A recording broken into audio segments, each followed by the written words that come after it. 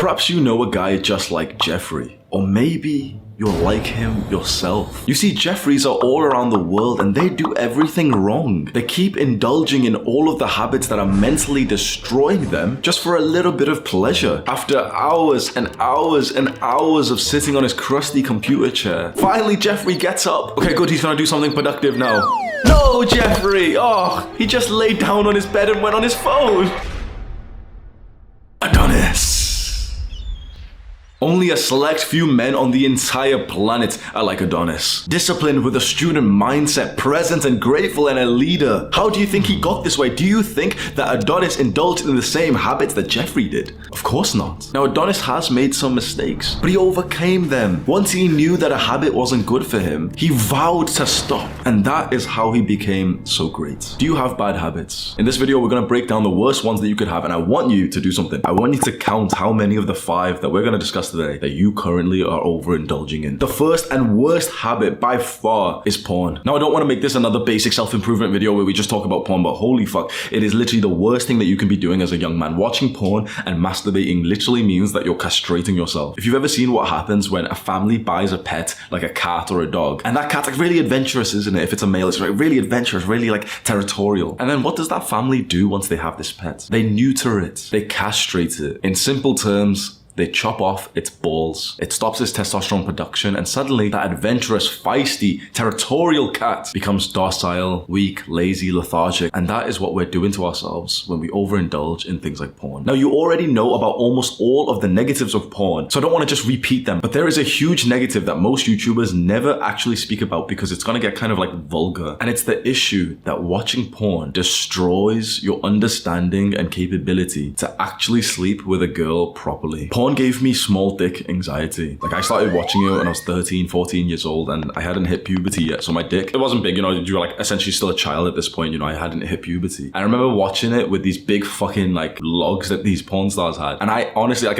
yeah, this is funny, hee like Hamza's got a small, like, this was a while ago, right? This was over 10 years ago, but honestly, this isn't a funny thing because this fucked me. This literally fucked me up mentally. Like, this was one of the worst problems that I had as a teenager. I was totally convinced that I had a small dick because of what I saw on these videos. Oh fuck, I remember neurotically like googling this shit, like, what's the average penis size? Like, how big should my penis be? I've got a small penis, what to do? I remember one of my friends got a girlfriend, and I literally asked him, oh, if she wanted to like have sex with you or like suck your dick, like, would you let her? And he went like, yeah, of course. And I literally had this perception that like, oh, if I got a girlfriend right now, I would tell her like, no, like, I don't want to have sex or anything, because I was so insecure about my pee size. And the second problem that I had relating to this was that watching so much porn gave my mind a kind of false understanding of how you proceed. You know, you escalate to sex. So on porn, you always watch it's the same routine. The guy and the girl start kissing, then they start undressing, then they do some foreplay, then they, you know, have like actual sex. It's like this fake, like staged performance. And so I followed this same kind of routine when I actually like, you know, became like sexually active. And honestly, I didn't have a good time. This was the only way that I knew, right? So that, you know, you do this whole step-by-step routine, like this pattern of like, okay, do this, like, you know, pull up the trousers, like essentially I just became robotic when it came to actually making love for the first time, and I didn't actually have a good time. Honestly, I started having sex at age 19 and I didn't enjoy it for almost a year straight because of the fucked up perception of sex and like making love that I saw in watching porn. And the reason why this perception's so messed up, you know, of like, you know, you watch hundreds of episodes of like Fake Taxi or some shit, the reason why this perception is like so messed up and you see this kind of like build up and this, you know, this routine that you keep seeing, okay, you're supposed to go down on them and then she sucks you off and then you're supposed to take her clothes off, and you know, like your step-by-step procedure of this routine, right? The reason why this fucked me up so much is because I was then not even present when it came to being intimate with a girl. I was so utterly in my mind overthinking about what the next step was that I wasn't even having a good time. And guess what happens when you're not present when you're about to have sex with a girl? My dick didn't get hard. I suffered immensely from this for my first year of being sexually active. And I was like, I'm not gonna lie, like I was a bit of a fuckboy. I was like on Tinder all the time. I was going to clubs and stuff, right? More than 10 girls that I had brought back to my place. I'd done all the hard work. I brought them here. More than 10 girls where I would literally pull my pants down, soft dick, unable to perform. There's gonna be some heartless motherfuckers watching this like, oh yeah, that's kind of funny, bro. You don't realize how much that fucks your mind up as a man, how much that mentally destroys you. And why do you think it happened? It was because I was watching porn for like 10 years straight before this. This is why I've made a private video going into detail of like the mistakes that I made when I first started like sleeping with girls. I've made it private. It's not on YouTube because it's too like vulgar to speak in detail. There's a link to it in the description, 3 bedroom mistakes that you're making, so you can go click on that. The second dangerous habit that will destroy you is being too emotional as a man. I say this in a lot of videos, but you must understand that, you know, this new narrative that you keep hearing that men should open up and be emotional and be in touch with their feminine side. It's pure evil. This like false message that you keep hearing that you should open up your feminine side, that you should be emotional. It's a trap. It is a trap. I'm not trying to be toxically masculine and tell you like, yeah, bottle up your feelings and eventually kill yourself. Of course not. You know, these people, they say that to me like, oh yeah, well, you're how the fuck am I like seen as the bad guy when I tell guys like, yeah, like control your emotions, research stoicism, emotional stability. It's the best asset that you can have. I'm live streaming right now. I literally just told all the boys what happened when our business suffered like this huge like problem. We lost half of our income instantly because of a different company called Skillshare that called us like toxically masculine. They cancelled us £25,000 a month. They took that away from us and they wanted me to be emotional. They wanted me to beg and plead like, please, can I just have the money, please? With stoicism, with emotional control, I navigated that situation and we prospered from that moment. They don't want you to be like this. I don't understand why. I don't understand why your own country and your own people want you to be weak. Emotional men are weak. Now, this does not mean you should bottle up your feelings till eventually the point that you can't hold anymore. There is one person that you can be emotional to, and that is your chosen brother. I don't necessarily mean your blood brother, like, you know, who was born from your parents. I mean another man that you have chosen to grow with, who you utterly trust. There's a metric, like a question to ask yourself I got from the YouTuber and entrepreneur Alex Hormozi, to ask yourself if this is a real friend. It's a weird example, but and hopefully it doesn't sound like offensive, but this was what this entrepreneur said. If you were Jewish, and this was back in the Holocaust, would this guy that you consider your friend, your brother, would he hide you from the Nazis knowing that he would also be killed if he like was found out? That's the metric that my best friend, my brother Sam, has like asked himself about me. Like, if he was Jewish and the Nazis were coming to try and find him, would I hide him? Yes. That's the kind of metric that you'll know that, oh fuck, okay, this is like a guy that I can trust. That's the guy that you can be emotional to. That's the guy that you can cry in front of. That's the guy that you could open up with. The evil propaganda that's being spread to young men these days and telling you to open up to your girlfriends. People don't realize how fucking evil that is, bro. And I seem like a bad guy for saying this. I seem really toxically masculine for telling you not to open up, bro. If you open up to your girlfriend, her sexual attraction to you is going to be lost, because if she is a feminine woman, and we can't blame her for this, but if she is feminine, she cannot be attracted to a masculine man who has just suddenly lost frame and become feminine. If she's a feminine woman, right? If she's really masculine and she's very dominant herself, then she expects you to be weak and feminine. Okay, fine. But if she's a feminine woman and you're a masculine man, by you losing frame, by you getting emotional, you have shown that you are weak. Feminine women are only attracted to men who are like stoic, cold rocks, even though they don't want to admit this. Now, a lot of women will tell you, oh, I'm not attracted to this. I love it when my partner opens up. That woman's probably a lot more masculine, and we might not be attracted to a girl like that. There is an agenda here. You know, the people I'm talking about, those kinds of people, the skinny neck kind of like low testosterone kind of people, right? Men and women. They're against people like us, and especially like me, you know, who's got like this platform for telling you to not be emotional, because they will say that me telling you to be stoic is toxic masculinity and it's patriarchal and it leads to suicides. That's what they say, right? But they don't realize that the rise of this message of telling men to open up perfectly correlates with the rise of male suicides. Less men killed themselves when we were masculine. Less men killed themselves before we were told this message of opening up and being feminine. You know why so many fucking guys are killing themselves?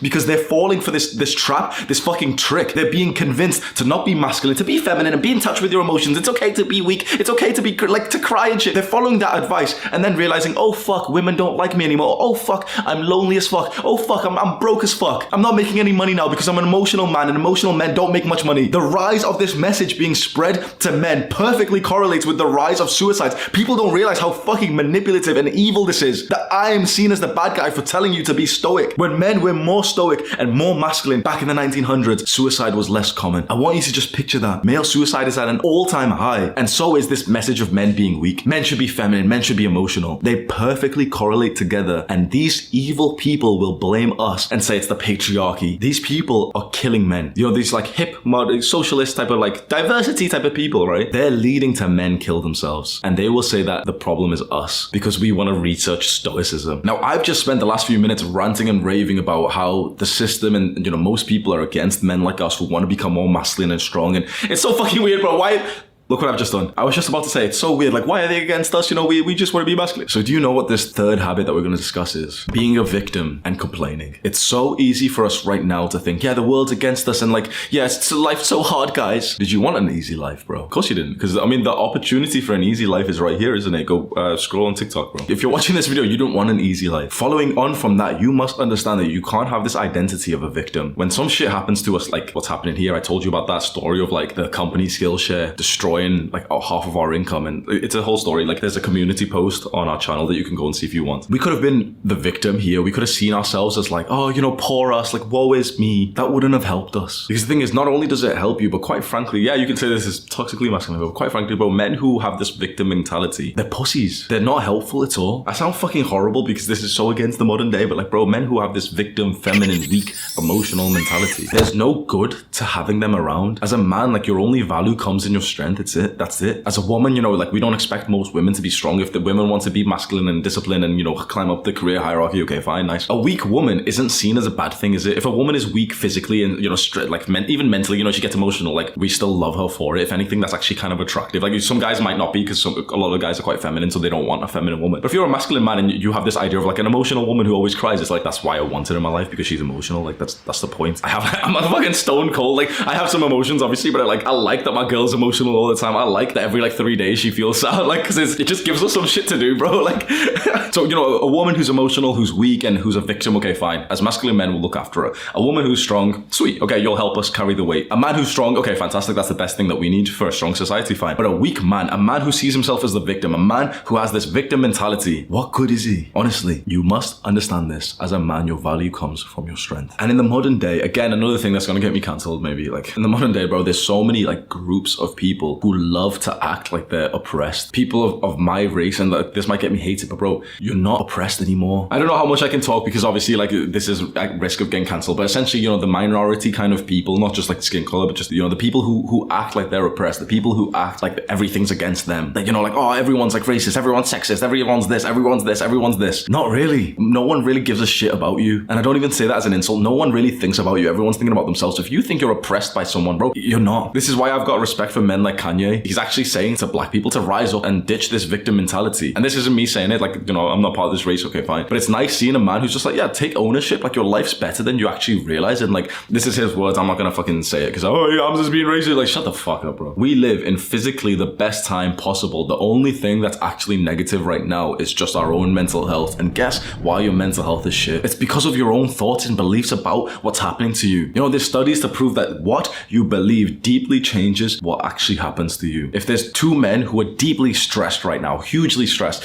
but one of them likes the stress, like he has this belief, like, yeah, like stress is good. Like, it really helps me. Like, you know, I really do good work when I'm stressed. And the other one's like, oh, I'm stressed. So stress leads to early death, and stress leads to bad health. You do realize the effect of stress will actually change depending on what these men believe about that. The effect of any kind of oppression or problem that you're going through is only based on your own beliefs about the thing. Like, no one will believe this. You choose if you want to experience suffering. Most men are too emotional to have this like victim mindset where they think that this is like toxic or some shit. You choose how you feel about anything. As a man, that's one of our greatest treasures. It's our greatest strength. We can choose to feel angry. If you're constantly overstimulating yourself, you don't have this superpower. But when you spend a week away from technology, you can choose what you want to feel. I can literally turn on my anger right now and I can turn it off. I can choose what I want to feel. So why choose to be a victim? Why choose to like pretend like your power's been stripped away from you? It's our greatest superpower. It's just choosing your own feelings. You need to like, there's some prerequisites to this. You have to meditate for a couple of weeks. Okay, fine. It's like 1 hour of time over a couple of weeks. You have to take a step back from anything that's fucking up your attention span, like TikTok and stuff. Okay, fine. But after that, like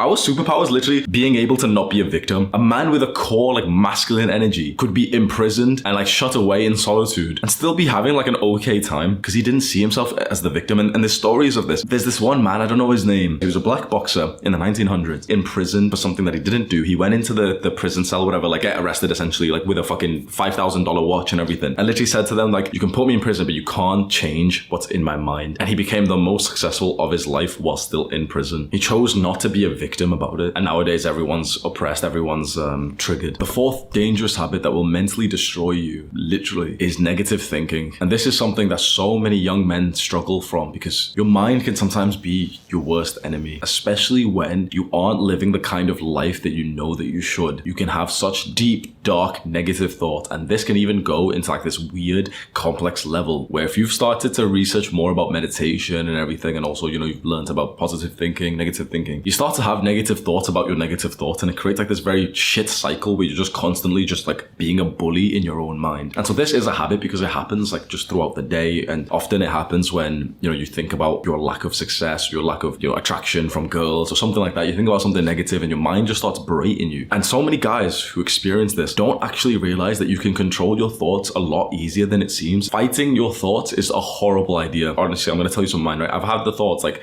oh, maybe I should just kill myself. I've had that thought before. Not recently, but like a while ago, a couple of years ago. I used to have that thought quite often, and I did the wrong thing, and I would fight that thought, and I'd be like, what? Why did I just say that? That's so fucked. Oh, no, I don't want to. I'd start fighting it, and it just created chaos in my own mind that I just wanted to fucking shut it off. And that's why I numbed myself with weed, porn, video games, and junk food, and I just wanted to overindulge and shit to not think about that. What I should have done at the time was more so just observe the thought and realize that my thought wasn't me. That me thinking this weird thought of like considering suicide, it wasn't me talking, and just see it more as like a cloud that's passing through the sky. The thought's gonna appear and go away just like a cloud is. And when you meditate, you start to understand that like thoughts are not a reflection of who you are. They're simply like some just random shit that just like happens in your mind. And the skill of meditation is observing the thought and realizing that the thought is an entity by itself. It's not you. You're the person who watches the clouds. You're the person who hears the thought. You're not the thought. You're the person who hears the thought. And so next time when you get like this kind of negative thought barrage, like this bully thoughts in your mind which just make you feel shit about yourself, don't fight them. Don't argue against those thoughts. Don't try and convince them that they're untrue. Observe them like a cloud appearing and going away, and just think to yourself that, yep, in this period of your life, a lot of clouds are going to be shaped like this, and that's okay because it happens. But if you keep staying on your self-improvement and eventually you build up so many things that you're proud of, you're going to realize that all of the clouds that start to appear naturally in your own brain start to become so much more positive. When you've built so much more like muscle and you've lost fat and you actually look physically good, like you look like you're an athlete, you look in shape, you've been going to the gym, you can't help but like just get like an awesome, like almost a cringe positive thought in your mind, like, yeah, like I'm a beast. It's kind of cringe, but like it's a lot nicer to hear than, yeah, you should kill yourself. And then you work really, really hard, you study really hard, and you get like an awesome grade that your parents are proud of and you're proud of too. Well, in your mind you're saying like, yes, amazing, yes,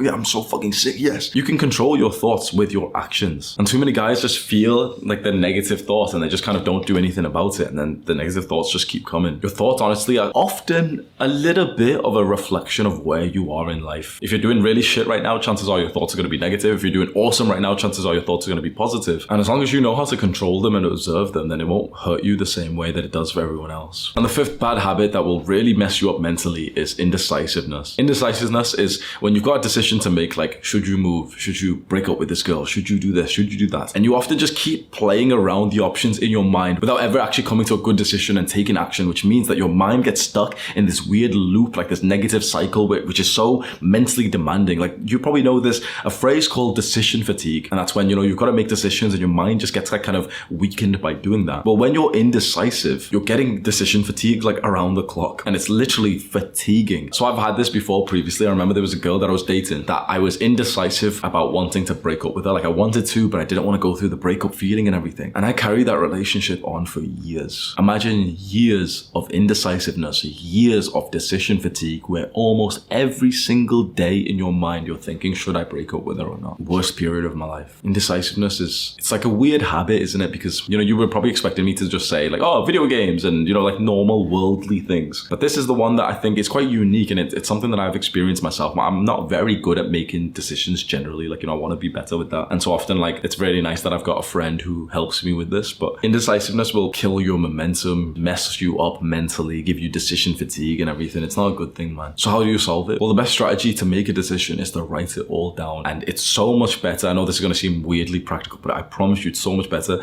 to write it on paper with a pen than it is to write it on a PC. Just writing it on a paper and writing all of the decisions and the facts and everything that's related to the decision just makes it so much clearer. And suddenly it's like you've made the problem so specific that now you can actually choose the best decision to go forth. Usually when it's all in your mind, your brain and your thoughts is all muddled up that you can't even make a good decision. You settle on one, but then you bounce back because your brain changes, and your feelings dictate your decision making, which isn't a good thing. We don't want to be like that at all. When you write it all onto paper and you write down the cold, hard, logical, analytical facts of the situation, suddenly it's like you have so much more ammunition to help you make this decision. Scroll down to the description right now and go click on that link for the 3 bedroom mistakes that you're making. Click and watch this video right now. Do the hard work, especially when you don't feel like it. Mwah.